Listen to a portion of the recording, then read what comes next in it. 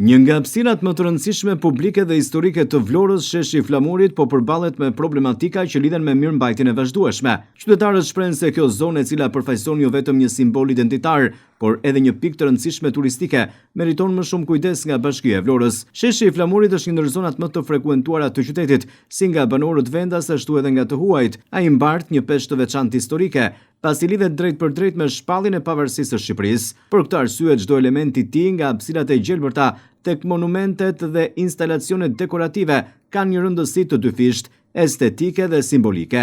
Megjithatë, sipas qytetarëve, gjendja aktuale e disa elementëve të sheshit të Flamurit është problematike. Një nga problemet më të dukshme është Shatërvani, i cili në momentin e ndërtimit u prezantua si një element i veçantë dhe modern për qytetin, i konceptuar për të krijuar një efekt vizual tërheqës përmes avullit të ujit dhe ndriçimit. Ai sot nuk është funksional.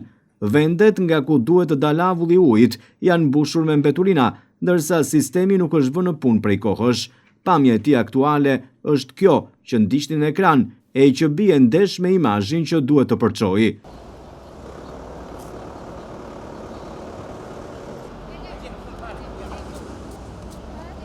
Për te i Shatërvanit, një tjetër shqetësim i ngritur është dhe mungesa e stolave.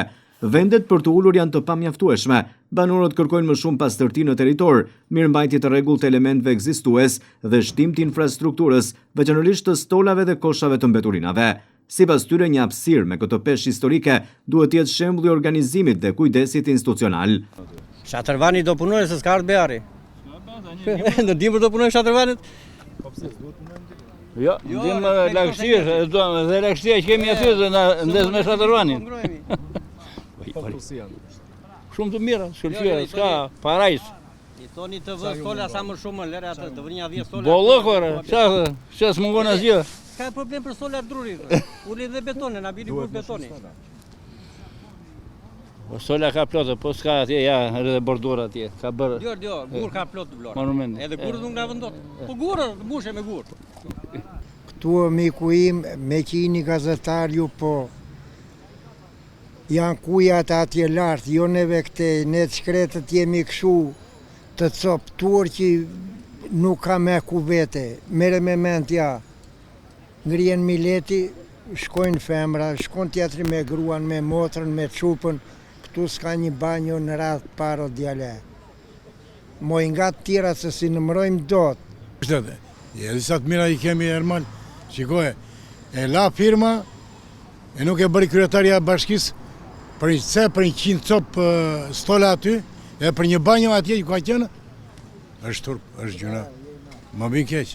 Rini ullur këtu të 4 topa tani. Jo, topat i qoj rama këtu, tani huj po edhin për pjedata, as huj as gjë.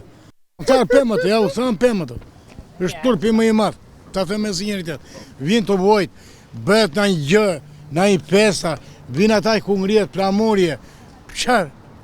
Shturpi më i madh. Në mungesë të stolave, qytetarët zgjedhin të ulen pranë një prej elementëve simbolik të sheshit, 4 topat, të cilat janë kthyer jo vetëm në pjesën identifikuese të hapësirës, por edhe në zgjidhje alternative për pushim. Megjithatë, kjo nuk është një zgjidhje e përshtatshme për një zonë që synon të ofrojë standarde dinjitoze për komunitetin dhe vizitorët. Në këtë kuadër, kërkesa për më shumë vëmendje ndaj kësaj zone shihet një domosdoshmëri. Investimet e kryera kanë sjellë transformimin estetik, por sfida mbetet mirëmbajtja. Pa të, çdo investim rrezikon të humbas vlerën dhe funksionalitetin.